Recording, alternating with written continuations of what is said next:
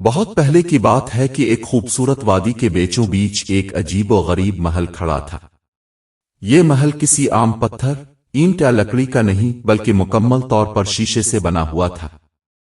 دن کے وقت جب سورج کی کرنیں اس پر پڑتیں تو وہ چمک اٹھتا اور ایسا لگتا کہ جیسے زمین پر ایک نیا سورج اتر آیا ہو، اور رات کے وقت چاندنی میں یہ محل ایسا نظر آتا جیسے ہزاروں جگنو ایک ساتھ روشن ہو گئے ہوں۔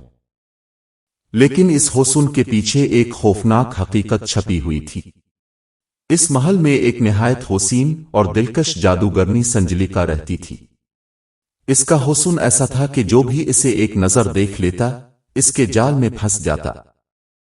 اس کی آنکھوں میں جادو، مسکراہٹ میں فریب اور الفاظ میں ایسا اثر کہ سننے والا سب بھول جاتا تھا۔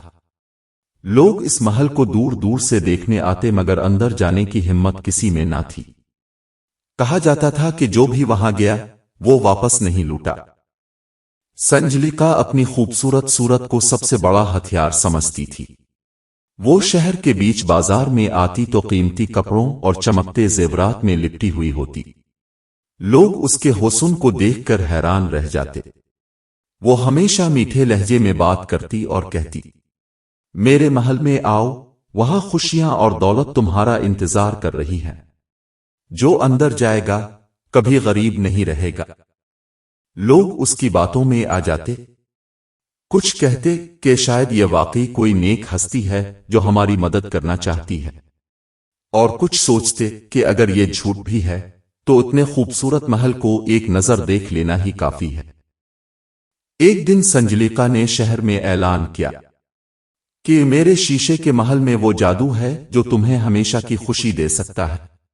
جو بھی اس محل میں اندر آئے گا اس کا نصیب بدل جائے گا۔ شہر کے کئی لوگ لالچ میں آ گئے۔ کسان، مزدور، تاجر سبھی اس کے پیچھے چل پڑے۔ وہ ہنستی ہوئی انہیں محل کے اندر لے گئی۔ محل کے ہال میں بڑے بڑے آئینے لگے ہوئے تھے۔ جیسے ہی لوگ اندر داخل ہوئے آئینوں نے ان کے عکس کو قید کر لیا۔ سنجلیقا نے آہستہ سے منتر پڑا اور یکایک سب لوگ پتھر کے مجسموں میں بدل گئے۔ وہ چیخ بھی نہ سکے۔ اس نے قہقہا لگایا اور بولی، اب یہ سب میرے غلام ہیں، یہ ہمیشہ میرے محل کی زینت بنے رہیں گے۔ جادوگرنی کے پہلے دھوکے کے بعد شہر میں خوف و ہراس پھیل گیا، لیکن وہ بہت چالاک تھی۔ اس نے دوبارہ بازار کا رخ کیا اور پھر سے لوگوں کو اپنی باتوں سے لبھانے لگی۔ اس نے کہا، اے شہر والوں، میں نے ایک نئی طاقت دریافت کی ہے۔ جو بھی میرے محل میں آئے گا میں اسے لوہے جیسا مضبوط بنا دوں گی تاکہ کوئی بھی طاقت اس کو نقصان نہ پہنچا سکے۔ اب کی بار کچھ نوجوان بہادر آگے بڑھے۔ وہ سمجھے کہ یہ موقع ہے اپنی طاقت بڑھانے کا۔ وہ ہنستے ہوئے محل کی طرف روانہ ہوئے، مگر جیسے ہی وہ اندر پہنچے سنجلیقا نے پھر منتر پڑا اور انہیں لوہے کے مجسموں میں بدل دیا۔ ان کی آنکھیں کھولی رہ گئیں لیکن جسم ہمیشہ کے لیے قید ہو گیا۔ سنجلیقا نے مسکرا کر کہا، یہ ہیں میری طاقت کے نئے نمونے۔ اب لوگ ہمیشہ میری عظمت کے گیت گائیں گے۔ لوگوں نے دیکھا کہ ان کے عزیز بھائی اور دوست اب لوہے اور پتھر کے مجسمے بن گئے ہیں۔ بازار سنسان ہو گیا۔ ہنسی، کھیل اور خوشیاں غائب ہو گئی ہیں، تو ہر شخص خوف اور غم میں ڈوبا رہنے لگا۔ اسی دوران شہر میں ایک درویش آئے۔ وہ سادہ کپڑوں میں ملبوس، لمبی سفید داڑھی والے اور نورانی چہرے کے مالک تھے۔ ان کے چہرے پر سکون اور آنکھوں میں روشنی تھی۔ لوگوں نے روتے ہوئے کہا، اے درویش، ہماری مدد کرے، وہ جادوگرنی سب کو غلام بنا رہی ہے، کوئی نہیں بچ پا رہا۔ درویش نے کہا، یاد رکھو، جادو اور فریب کا زور وقتی ہوتا ہے۔ شیشہ جتنا بھی حسین اور چمکدار ہو نازک ہوتا ہے۔ غرور اور فریب ہمیشہ اپنے ہی بوجھ تلے ٹوٹ جاتے ہیں۔ درویش اللہ کا نام لیتے ہوئے محل کی طرف بڑھے۔ محل کے قریب پہنچے تو چمکدار دیواریں ان پر جھلکنے لگیں۔ وہ آہستہ آہستہ محل کے اندر داخل ہوئے۔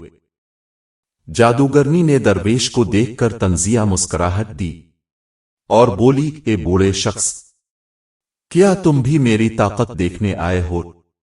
मैं तुम्हें सोने का मुजस्समा बना दूंगी ताकि हमेशा मेरी जादुई दुनिया की शान बढ़ा। दरवेश ने सुकून से जवाब दिया, संजलिका, तुमने दूसरों को धोखा दिया, अब तुम्हारे धोखे का वक्त खत्म हो चुका है। तुम्हारा गुरूर ही तुम्हें खत्म करेगा। संजलिका ने जादुई मंत्र पढ़ने की कोशिश की, लेकिन इस लम्हे दरवेश ने आसमान की तरफ हाथ उठाकर दुआ की। इन्होंने कहा, ए खालिक कायनात, इस फरेब को उसी के महल में कैद कर दे जिसमें उसने दूसरों को कैद किया है। अचानक महल के आईने लरजने लगे। एक जोरदार आवाज गूंजी। जादूगरनी डर गई। वो अपने अक्स को शीशों में कैद देखने लगी।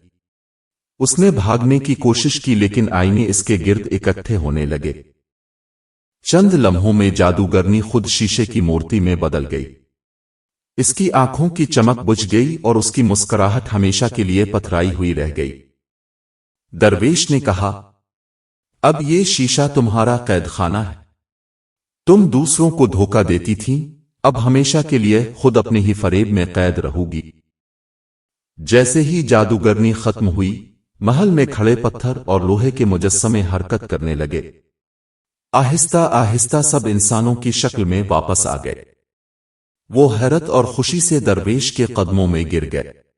हम आजाद हो गए। अल्लाह ने हमें नजात दे दी।